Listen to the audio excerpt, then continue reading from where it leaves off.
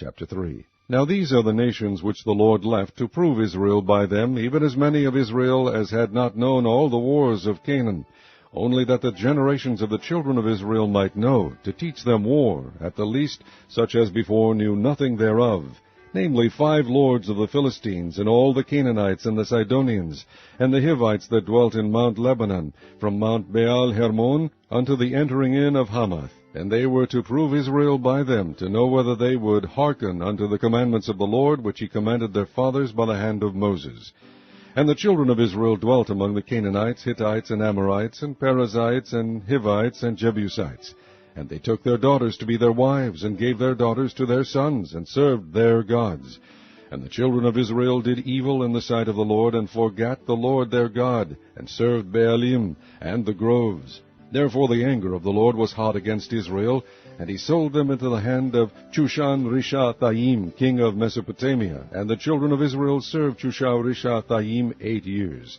And when the children of Israel cried unto the Lord raised up a deliverer to the children of Israel, who delivered them, even Othniel the son of Kenaz, Caleb's younger brother. And the Spirit of the Lord came upon him, and he judged Israel, and went out to war. And the Lord delivered Chushan-Rishathaim, king of Mesopotamia, into his hand. And his hand prevailed against Chushan-Rishathaim. And the land had rest 40 years. And Othniel the son of Kenaz died. And the children of Israel did evil again in the sight of the Lord. And the Lord strengthened Eglon the king of Moab against Israel, because they had done evil in the sight of the Lord.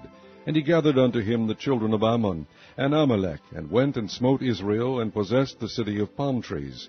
So the children of Israel served Eglon the king of Moab 18 years. But when the children of Israel cried unto the Lord raised them up a deliverer, Ehud the son of Gera, a Benjamite, a man left-handed, and by him the children of Israel sent a present unto Eglon the king of Moab.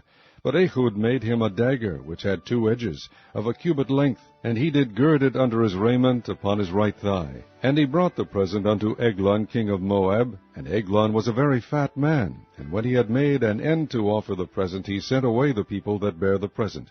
But he himself turned again from the quarries that were by Gilgal, and said, I have a secret errand unto thee, O king. Who said, Keep silence. And all that stood by him went out from him. And Ehud came unto him, and he was sitting in a summer parlor, which he had for himself alone. And Ehud said, I have a message from God unto thee. And he arose out of his seat. And Ehud put forth his left hand, and took the dagger from his right thigh, and thrust it into his belly. And the haft also went in after the blade, and the fat closed upon the blade, so that he could not draw the dagger out of his belly, and the dirt came out. Then Ehud went forth through the porch, and shut the doors of the parlor upon him, and locked them. When he was gone out, his servants came, and when they saw that, behold, the doors of the parlor were locked, they said, Surely he covereth his feet in his summer chamber. And they tarried till they were ashamed, and behold, he opened not the doors of the parlor. Therefore they took a key, and opened them, and behold, their lord was fallen down dead on the earth. And Ehud escaped while they tarried, and passed beyond the quarries, and escaped into Seirath. And it came to pass, when he was come, that he blew a trumpet in the mountain of Ephraim, and the children of Israel went down with him from the mount, and he before them. And he said unto them, Follow after me, for the Lord hath delivered your enemies, the Moabites, into your hand. And they went down after him, and took the fords of Jordan toward Moab, and suffered not a man to pass over. And they slew of Moab at that time about 10,000 men, all lusty, and all men of valor, and there escaped not a man. So Moab was subdued that day under the hand of Israel, and the land had rest 80 years.